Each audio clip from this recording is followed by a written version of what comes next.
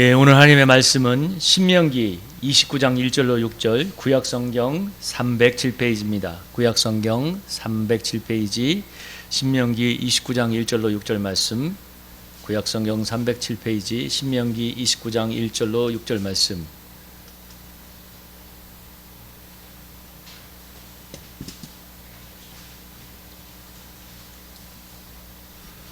예, 우리 찾으셨으면 한 절씩 교독해 봅니다. 신명기 29장 1절에서 6절 말씀, 구약성경 307페이지. 호렙에서 이스라엘 자손과 세우신 언약에 여호와께서 모세에게 명령하여 모압 땅에서 그들과 세우신 언약의 말씀은 이러하니라. 모세가 온 이스라엘을 소집하고 그들에게 이르되 여호와께서 애굽 땅에서 너희의 목전에 바로와 그의 모든 신하와 그의 온 땅에 행하신 모든 일을 너희가 보았다니 곧 그 큰 시험과 이적과 큰 기차를 내 눈으로 보았느니라. 그러나 깨닫는 마음과 보는 눈과 듣는 귀는 오늘까지 여호와께서 너희에게 주지 아니하셨느니라. 주께서 40년 동안 너희를 광야에서 인도하게 하셨거니와 너희 몸에 몸이 옷이 내려가지지 아니하였고 너희 발에 신이 헤어지지 아니하였으며 못하게 마타며 포도주나 독주를 마시지 못하게 하셨음은 주는 너희의 하나님을 알게 하려 하심이니라. 아멘. 오늘 말씀은 깨닫는 마음, 보는 눈, 듣는 귀라는 제목으로 은혜를 나눠보겠습니다. 여러분 옆에 있는 분에게 이렇게 축복하며 축복하도록 하겠습니다. 주님의 은혜를 깨닫는 마음을 주시기를 축복합니다. 이렇게 축복하겠습니다. 주님의 은혜를 깨닫는 마음을 주시기를 축복합니다. 아멘.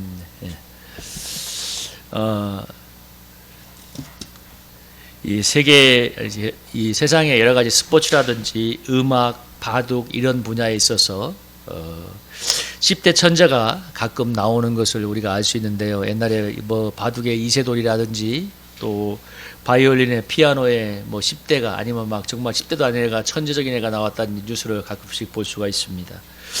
그래서 스포츠라든지 음악, 바둑 이런 여러 가지 다양한 분야에서 10대의 천재가 가끔씩 나오는데요. 그런데 10대의 천재가 결코 나올 수 없는 한 분야가 있다고 합니다. 그것은 문학이라고 합니다.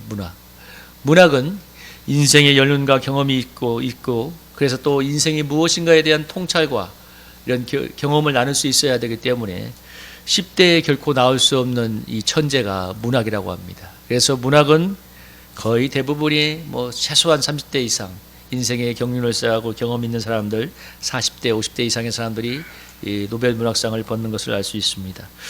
우리나라에 노벨 문학상을 받았던 한강이 있었죠. 그가 쓴 그 한강이라는 소설이 사실 옛날에 비극적인 우리 1980년도 5월 18일에 광주 그 민주화 운동을 또 그렸던 내용인데요. 정말 아주 촌철살인을 했었죠. 그때 12.3 개헌 때인가 죽은 자가 산자를 살린다. 어제의 죽은 자가 산자를 살린다. 이런 내용들이 그리고 우리가 잘 아는 소설 죄와벌, 도스토옙스키가 썼던 이 죄와벌 도스토옙스키가 아주 인생에 누구도 할 수 없는 경험을 했기 때문에 사실 이 소설을 쓸 수 있었거든요. 이 도스토옙스키가 젊었을 때 러시아 예를 들어서 제정 러시아에 대항하는 그런 이제 체제 반체제 운동을 하다가 이 황제의 이제 황제의 탄압에 의해서 사형 선고를 받게 되었을 때 정말 이제 총사령이 12시에 집행이 되는데 11시 50분이 되었을 때 본인이 이런 생각이 들더래요. 11시 50분이 되었을 때 사형을 집행하는 장교가 갑자기 무슨 생각이 들었는지 너희에게 30분의 사형을 연기시켜 줄 테니까 너희가 지금 뭐 옆에 있네 아마 그 당시에 사형장에 친척들도 나왔나 봐요. 일가친척도 나오네. 이렇게 작별을 하고 인생을 잘 마감해라. 그래서 근데 다른 사람들은 막 가족들과 이제 묶인 채로 얘기하기도 하고 마지막 얘기 유언처럼 남기는데 도스토옙스키가 그런 생각이 들어갑니다. 야, 내가 조금 있으면 이제 총격을 맞고 이 세상을 떠나게 되는데 과연 나는 지금 여기서 무엇을 해야 되지? 그 생각이 확 스쳐 지나가면서 그때 내가 내 영혼은 구원받았는가 하는 이런 불현듯한 질문과 함께 자기가 감옥에 있을 때 아내가 넣어주었던 보기 싫어했던 그런데 가끔씩 할 일이 없어서 읽었던 그 성경이 떠오르기 시작하더래요. 그러면서 내가 여기서 예수님을 믿고 구원받아야겠다 하면서 그 자리에서 정말 이제 예수님을 영접한 거예요. 근데 더 극적인 건 뭐냐면 정말 사형이 5분인가 10분 남았을 때 12시 20분이겠죠. 사형을 집행하기에 얼마 10분인가 5분을 남겼을 때 저 멀리에서 황제의 특사가 달려오면서 이렇게 얘기하더라고요. 우리로 말하면 멈추시오 하면서 와가지고 황제의 특사가 와서 이 처형하려고 했던 사람들이 러시아의 굉장히 엘리트들이었기 때문에 황제가 이런 젊은이들을 죽는게 하는 건 너무 아깝다. 비록 체제 반체제 운동을 했지만 해서 사형에서 감형을 시키고 시베리아 이 수용소에 10년형을 언도를 했습니다. 그래서 도스토옙스키가 10년 동안 시베리아 수용소에서 이 수용 생활을 했던 거예요. 그리고 나서 나온 뒤에 썼던 소설이 죄와 벌입니다. 그러니까 이 죄와 벌이 그냥 나온 게 아니에요. 자기가 삶과 죽음을 왔다 갔다 하고 죽음과 심판과 시베리아 수용소에서 정말 인생에 말릴 수 없는 고난의 깊은 언제를 지나가니까 정말 오늘도 불후의 명작인 죄와 벌이라는 그런 소설을 낼 수가 있었던 겁니다. 그러니까 10대는 결코 나올 수 없는 분야가 문학인 거죠. 인생의 경험을 통해서만 삶과 죽음을 그리는 위대한 문학 작품을 낼 수가 있는 거죠.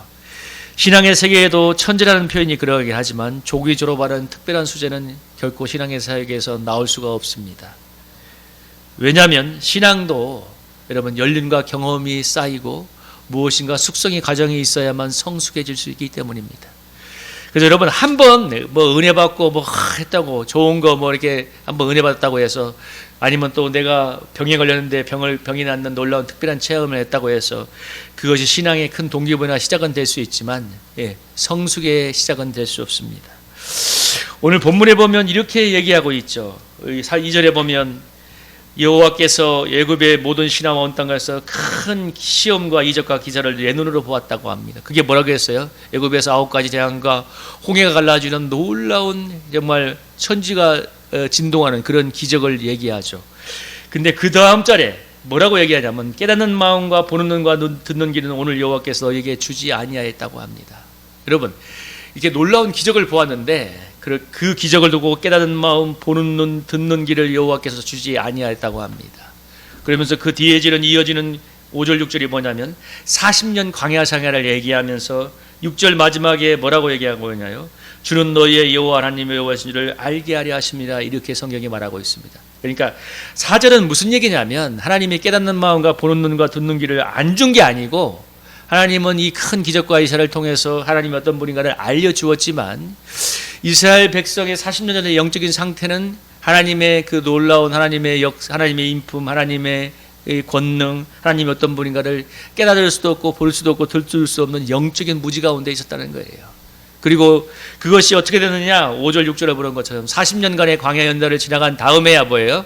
그 다음에 하나님이 깨닫게 했던 것들, 보게 하고 하는 것들, 듣고 싶어 했던 것들이 깨달아지고 보아지고 들어겨져야겠다는 이런 내용입니다. 그러니까 이 3절의 내용을, 아니 4절의 내용을 사실 그들의 역사적인 사건에서 살펴보면 여러분 하나님이 큰 기적을 이끌고 나서 출애굽한 뒤에 얼마 안 있다가 그 12정탐을 보낸 다음에 12정탐이 와서 그렇게 12정탐을 보내면서 함께 정복전쟁을 시켜주려고 했지만 그들이 12정탐이 보냈던 이 불신에 찬 악평에 찬 뉴스를 듣고 그들이 밤새도록 하나님을 원망하다가 40년 뺑뺑이나 돌았지 않습니까?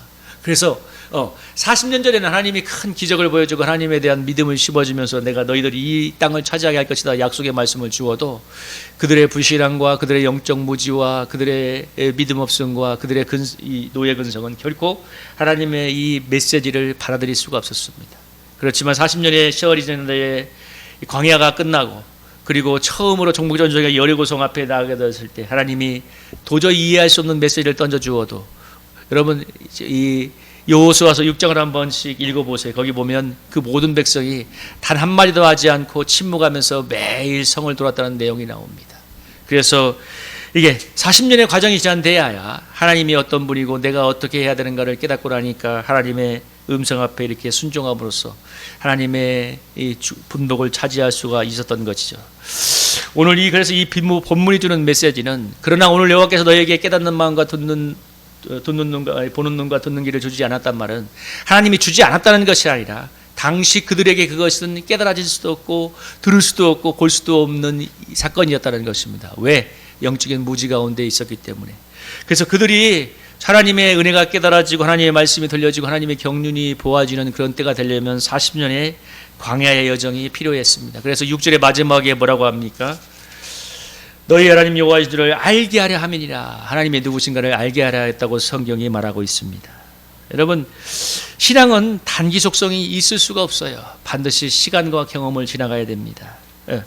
신앙이 성숙해지려면 인생을 보는 눈이 달라지고 깊어지고 깨달음이 넓고 깊어지고 듣는 귀가 높고 깊게 열어지려면 시간과 경험이 필요합니다.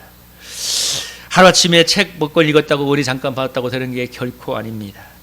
그래서 오늘 본문이 그런 건데요.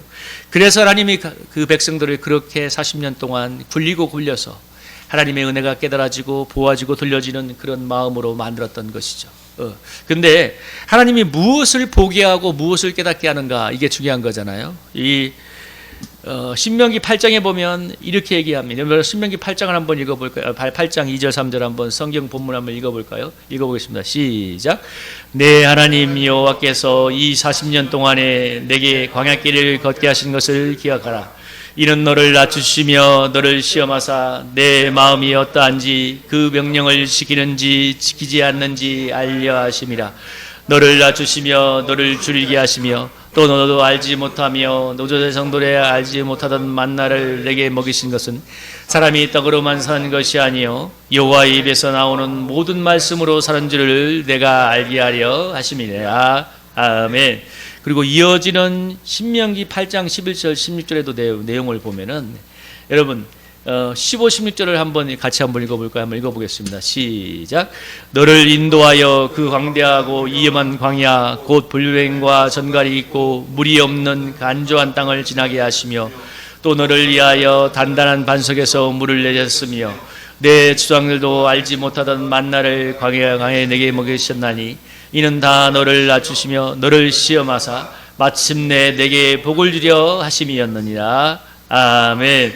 그러니까 아까 읽었던 2, 3, 4절과 8장 11절 16절 내용을 종합해서 보면 뭐냐면 하나님이 그들을 시험하여 하나님의 말씀을 믿고 순종하는 백성이 되게 함으로써 마침내 뭡니까? 복을 주려 하심이라. 축복의 백성을 되게 한다는 그것 때문에 광야 연단을 했어요. 근데 이렇게 광야 연단을 했는데 제가 왜 이 본문을 들고 오냐면 무엇을 깨닫고 알게 하느냐. 가장 먼저 무엇을 깨닫고 하느냐. 여러분 2절에 뭐라고 했습니까? 너를 시험하사, 그 다음에 뭐라고 했어요? 너를 낮추시고 너를 시험하사. 여기 이 구절에 하시면 네 마음이 어떠한지 그 명령을 지키는지 지키지 않는지 알게 하심이라. 여러분 하나님이 우리에게 복을 주시고 싶어 하셔요. 오늘날로 말하면 우리가 정말 하나님의 은혜를 깨닫고 하나님의 우리를 향한 놀라운 사랑을 받고 축복의 백성이 되기를 원하시는데, 그런데 오늘 성경이 말하는 것처럼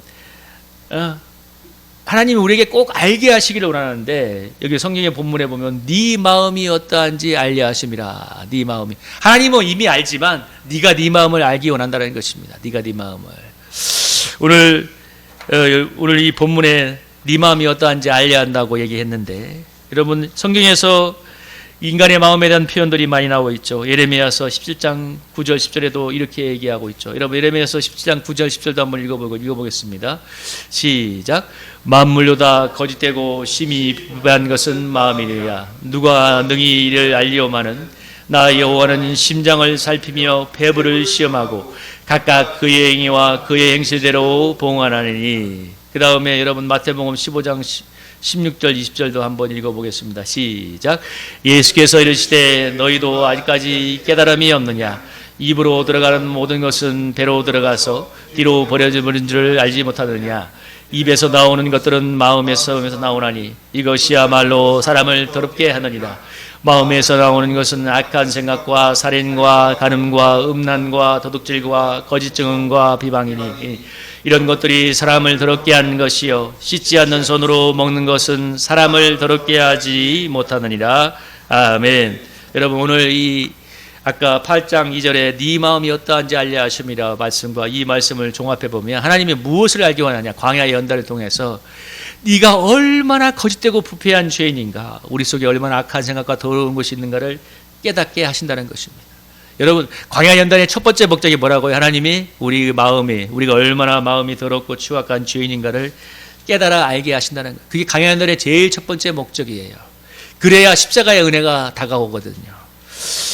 여러분 신대원의 찌동갑 선배 제가 한 번씩 연했던 그분이 우리 신대원 때 저희 그 같은 선교단체 선배들이 같이 몇 명도 같이 그 동시에 총신대 신대원에 들어왔는데 아마 그분들 사이에 무슨 얘기를 했던 모양이에요. 그 뒷얘기를 들려주는데 이런 얘기를 했대요. 우리 띠동갑 선배님이 저희 선교단체 선배님한테 당신의 목회적인 장점은 뭐라고 생각합니까? 물어보니까 저희 선교단체 선배가 뭐라고 답했냐면 나는 양들을 헌신적으로 섬기는 것이 장점이라고 했다고 합니다. 아니 했다고 이렇게 얘기를 하더라고. 그러면서 그분이 약간의 뒷담화처럼 저하고 우리 지인들하고 얘기하는데 뭐라고 얘기하냐면 자신의 장점을 양들을 헌신적으로 섬기는 것을 장점이라고 했는데 그게 어떻게 장점이냐.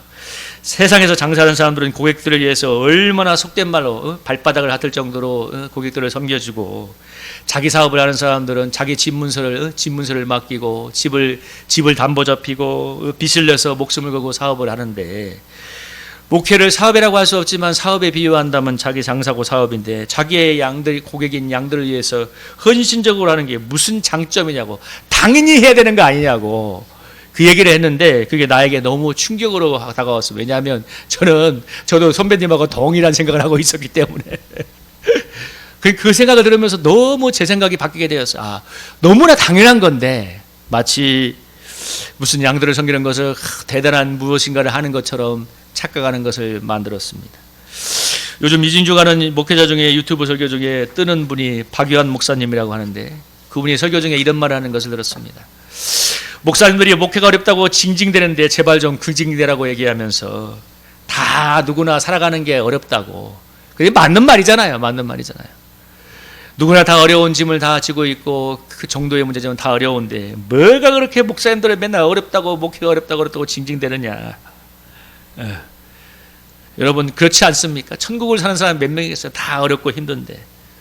근데 여러분 저는 처음에 청소기가 목회를 병하게 되었을 때 무슨 나만 엄청난 십자가를 지는 것처럼 얼마나 자기에 빠졌는지 자기 연민에 빠져 있었는지 몰라요. 한 1년간 나는 정말 특별한 고난을 받고 있다. 근데 여러분 지금 이진주 가는 목회자들이 얼마나 많은지 모릅니다. 그들이 내가 무슨 유별난 십자가를 지는 것이 아니라 수많은 목회자들이 함께 지는 짐이고 또 이 시대에 살아가는 동일한 사람들이 짓는 동일한 짐을 지고 있는 것입니다. 그러니까 모든 고난은 나에게 가장 힘든 게 맞지만 너무 징질될 필요가 없는 거예요. 여러분 아까 띠동갑 선배 목사가 뼈 때리는 촌철살이를 날리고 우리 박의원 목사 그분도 이증직을 하고 있어요. 그런 얘기를 하는 것은 그 사람들이 그런 인생을 살아보았기 때문에 진실을 보는 것입니다. 험난한 세상에서 욕을 먹으면서 직장생활하고 박의원 목사님처럼 이렇게 삶의 현장에서 뛰어보면서 목회를 해보니까 그러니까 착각에서 빠져나와서 진실을 보게 되는 거예요. 여러분 이게 얼마나 중요한지 모릅니다. 사람은 얼마나 자기 기만과 자기 중심성과 자기에 빠져 사는지 모릅니다. 광야의 연단을 겪지 않냐면 제가 그래서 여러분 지난주에 제가 나눔할 때 그런 얘기 했잖아요. 선교단체에서 항상 청년부 사역할 때 졸업했던 어느 청년이 나한테 우리 대학생들은 결혼 문제, 직장 문제 이런 걸 신경 써주면 앞으로 사역하는데 굉장히 이렇게 든든해질 거라는 얘기했을 때 그 얘기가 너무나 상식적인 얘기인데도 불구하고 저에게 너무나 충격으로 다가왔다고 했잖아요. 왜? 저는 청년 사역만 생각했지 청년들의 직장, 청년들의 결혼에 대해서 크게 고민해 본 적이 생각 속에 없었기 때문에 여러분 이게 무슨 얘기입니까? 저는 청년들을 사역한다고 했지만 사역을 했지 청년들의 삶에 대해서 너무 무심하고 관심이 열리지 않았다. 무지했던 거예요. 저도 우리 집사람이 우리 재정 때문에 얼마나 가슴을 졸이고 우리 집사람의 재정 때문에 얼마나 스트레스를 받고 마음을 쓰고 살았는지 여러분 제가 일을 하면서 가정을 서포트하게 되면서 알게 되었습니다. 그전까지는 왜 몰랐을까요? 교회에서 사례비를 주니까. 그러니까 어떤 말이 나온 줄 아세요? 이게 목회자의 무서운 착각인데 교회에서 사례비가 나오니까 이렇게 생각하는 거예요. 당연히 돈이 들어온다고 들어오니까 믿음으로 살면 됩니다. 너무나 쉽게 말하는 거예요. 먹고 사는 문제가 너무 어려운데 너무 쉽게 말하는 거예요. 근데 여러분 냉정하게 말하면 믿음으로 산다고 해서 당장 소위 생기는 게 아니잖아요. 내일 일터에 나가서 땀 흘려 일을 해야 돈을 벌 수 있고. 근데 너무나 상식적인 얘기인데도 상식적인 생각을 하지 않는 것입니다. 이게 바로 목회자가 경험하는 자기기만이고 착각입니다.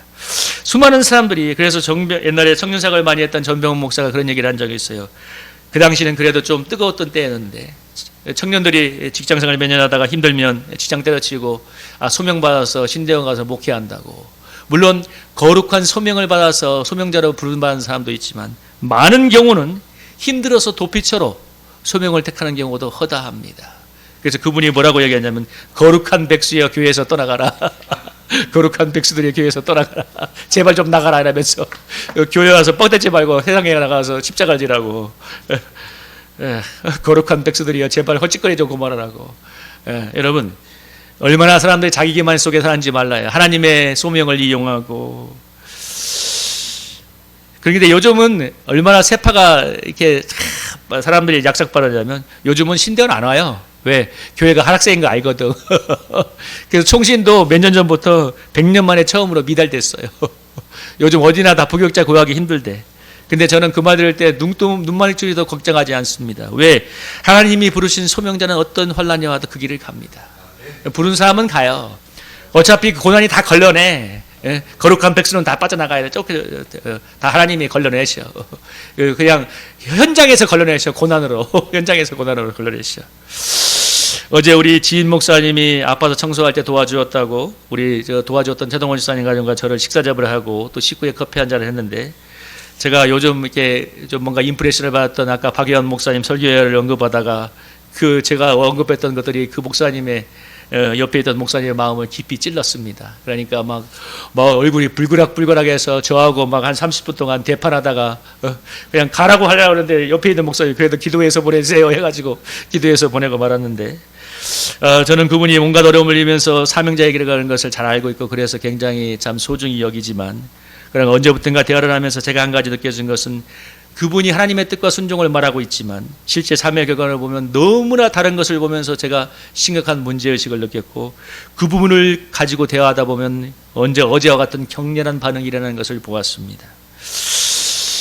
그런데 저는 그 격렬한 반응의 실체는 무엇인가 고민을 해볼 때 그건 나에게도 해당되는 얘기고 제가 얘기 들었던 수많은 거룩한 백수들과 수많은 아까 목회자들의 착각과 똑같은 얘기인데 자기 기만과 자기 착각입니다. 핵심은. 그러니까 격렬하게 반응하는 거예요. 왜? 내 속에 저 무엇인가를 찌르기 때문에. 여러분 하나님 허다한 사람들이 어려움을 삼고 살아가는데 제가 일과 목회를 병행할 때 무슨 대단한 십자가를 지는 것처럼 착각하는 것이나 목회자가 양을 섬기는 것은 너무나 당연한 건데 그것이 무슨 장점으로 생각하는 착각이나 아까 어제 저와 한 원정을 보냈던 목사님도 다 자기 기만과 착각 속에 살아가고 있습니다. 자기만 모릅니다. 이게 무서운 겁니다. 자기만 몰라요. 거룩한 백수 지만 몰라. 지만 소명에 불타고 있대. 옆에서 보면 뭔 놈의 소명이야. 힘들어서 도망가는 그건 자기 양심이 알아요. 양심이. 여러분 저는 그래서 내가 일하는 목회자에 대해서 억울하지 않는 게 제가 만약에 그 안산 동산교회 우리 김인종 목사님 정말 아침 밥 먹고 일어나면서부터 저녁에 잠잘 때까지 전도하는 그분처럼 내가 목회했다면 저 풀타임으로 목회하는 거에 대해서 일하는 목회에 대해서 좀 억울해할 수 있어요. 근데 저는 그렇게 하지 못했어요. 내 양심이 알아요. 내 양심이. 이건 그런데 내가 이건 아주 살벌한 현실에 도착하니까 아는 거예요. 내 양심이 그 지점에서 정직하게 고백하는 겁니다. 직장 힘들어 도피하는 것을 소명이라고 포장하는 아까 말한 거룩한 백수들이 요즘은 없어서 다행이다. 어려우니까. 옛날에는 얼마나 많았는지 몰라요. 우리가 하나님의 뜻고 깨닫고 하려면 제일 먼저 광야의 고난 속에서 내가 어떤 존재인지를 알아야 됩니다. 그리고 그 핵심은 뭐냐? 네가 얼마나 더럽고 추악한 죄인인가. 아까 말한 얼마나 자기 기만 속과 자기 체면 속에 살아가고 있는가. 그리고 하나님의 뜻을 말하고 있지만 하나님의 뜻을 이용해서 얼마나 자신의 더러운 이력을 취하고. 그래서 사실 여러분 목회자들이 가장 자기 기만과 착각 속에 빠져 있을 수 있어요. 저는 몇 년 전에 우리 다니엘 기도회 때 최병락 목사님이 했던 그 고백이 너무 마음에 왔습니다. 자기가 작은 교회에서 목회하다가 어디 큰 교회에서 청빙이 와가지고 성도들 이렇게 자리를 옮기려고 할 때 하나님한테 그랬다잖아요. 하나님, 나는 이렇게 수준 낮은 양들을 나에게 수준이 맞지 않는 양들이 아니라 수준 맞는 양들과 함께 목회하겠다고. 근데 하나님이 막 그 전날 떠나기 전주인가 그랬다잖아요. 먼 그 미국의 이민 사이에서 밤새도록 장사하고 와서 잠도 못 자고 와가지고 그 교회 와서 예배드리고 그 바베큐 하는 좋아하는 성도를 보면서 하나님이 그렇게 질문하잖아요.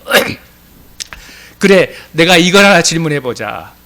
너는 네가 수준이 맞지 않는다고 했는데, 야, 너 저 사람들은 밤새도록 장사하고 와서 설교 듣고 신앙생활 하는데, 그런 너보다, 야, 그 사람들이 너보다 수준이 높냐, 네가 수준이 높냐? 하나님이 그렇게 질문을 하더래요. 그러니까 거짓말을 할 수 없었다고. 그래서 가는 길을 포기하고 그 양들과 함께했다는 말을 하는데, 여러분 생각해 보면 사실 평신도들이 훨씬 순수해요. 아니, 순수할 수밖에 없어. 왜? 그분들은 교회에 이해관계가 걸린 게 없어요. 그냥 은혜 때문에 봉사하고 헌금하고 섬기는 분들이지만, 목사들은 이해관계가 걸려 있어요. 무엇이든 걸려 있어. 하다못해 목사의 명예라도. 그러니까 성도들이 훨씬 더 순수합니다. 그러니까 목회자들이 나는 순수하다는 착각을 할 필요가 없어요. 나는 순수하다는 착각을 할 필요가 없어요. 예수님이 그랬죠. 오늘 여기 성경 본문에 나오는 이 마태복음 15장 16절 20절의 말씀은 뭐냐면, 이게 어떤 배경이냐면, 이 예수님의 제자들이 손을 씻지 않고 음식을 먹으니까 종교제들과 바리새인들이 왜 손을 씻지 않고 부정하게 음식을 먹느냐고 하는 것에 대해서 예수님이 이렇게 비유를 한 것입니다. 사람의 입에서 들어오는 게 나오는 것이 아니라 마음에서 나오는 것이 더럽다 한다니까, 그것이 무슨 뜻입니까? 하고 베드로가 물어보니까 예수님이 풀어준 거예요. 예수님이 제자들한테. 뭡니까? 입에서 들어가는 게 들어온 게 아니라 마음에서 나온 게 들어온 거다. 씻지 않는 손을 먹는 게 들어온 게 아니라. 근데 그 핵심 중에, 그 더럽고 더러운 핵심 중에 하나가 바로 종교 지도자들이었습니다. 왜? 그들은 그렇게 거룩을 말하지만 얼마나 종교적인 기득권에 대한 탐욕이 가득하고, 왜 예수님을 왜 죽였겠어요? 얼마나 꼴보기 싫었겠어. 자기들의 그 죄란 죄를 저 깊이까지 지져가니 얼마나 소리 끼치게 듣기 싫었겠어. 근데 예수님이 그들의 이선과 종교적인 이선과 기만 때문에 뭐라고 합니까? 너희들은 독사의 자식이라고 말했습니다. 어쩌면 가장 구원에서 먼 자들이 그 자리였을 것입니다. 왜? 종교의 이름 속에, 기만 속에 숨었기 때문에 예수님을 그들을 독사의 자식이라고 말하겠습니다. 여러분, 그러면서도 거룩한 척 소명의 이름으로, 하나님의 이름으로 하는 게 얼마나 더 무서운 기만입니까? 하나님이 광야길을 통해서 무엇을 깨닫고 듣고 보게 하실까요? 우리로 하여금 내가 죄인인 것을 깨닫게 하십니다. 그리고 이런 날을 향해서 하나님의 예수 그리스도를 보내주시고 이런 날을 위해서 구원의 은혜를 베풀었다는 것을 절절히 깨닫게 하십니다. 그럴 때 여러분, 우리의 마음에서 정말 진정한 감사와 찬양으로 하나님과 사람을 섬기는 봉사자가 될 줄로 믿습니다. 여러분, 사도 바울이 에베소에서 이렇게 얘기했습니다. 여러분, 에베소 3장 17절 21절 한번 읽어볼까요? 한번 읽어보겠습니다. 시작. 믿음으로 말미암아 그리스도께서 너희 마음에 계시게 하시옵고 너희가 사랑 가운데서 뿌리가 박히고 터가 굳어져서 능히 모든 성도와 함께 지식이 넘치는 그리스도의 사랑을 알고 그 넓이와 길이와 높이와 깊이가 어떠함을 깨달아 하나님의 모든 충만하신 것으로 너희에게 충만하게 하시기를 구하노라. 우리 가운데서 역사하는 능력대로 우리가 구하거나 생각하는 모든 것에 더 넘치도록 이하실 이에게 이 안에서와 그리스도 예수 안에서 영광이 되도록 영원 무궁하기를 원하노라. 아멘.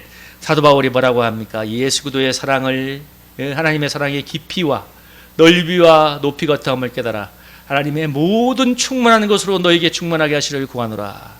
그래서 너희가 구하는 것보다 더 넘치게 채우신 하나님의 은혜를 체험하기로 한다고 사도 바울이 축복하고 있습니다. 여러분, 광야에서 왜 우리를 그렇게 연단하고 우리의 마음을 들출까요? 우리의 저 더럽고 더러운 죄를 드러내심으로써 우리가 정말 십자가의 놀라운 은혜 앞에 무릎을 꿇도록 하기 위해서입니다. 그래서 뭐예요? 그 넓이와 길이와 높이와 깊이와 어떠함을 깨달아 하나님의 모든 충만한 것으로 우리에게 충만하게 하시기를 원하기 때문에, 그래서 우리에게 복을 주시기 원하기 때문에 그 길을 걸어가게 하시는 것입니다. 우리 사랑하는 성도님들, 그래서 우리의 광야 연단을 통해서 우리가 깨닫는 마음, 보는 눈, 듣는 귀가 열리는 것을 진정으로 은혜와 축복으로 여기시기를 주님의 이름으로 축복합니다. 그래서 하나님의 놀라운 은혜 가운데 살아가는 저와 여러분이 되기를 주님의 이름으로 축복합니다. 우리 찬양 부르면서 우리 기도하기 원합니다.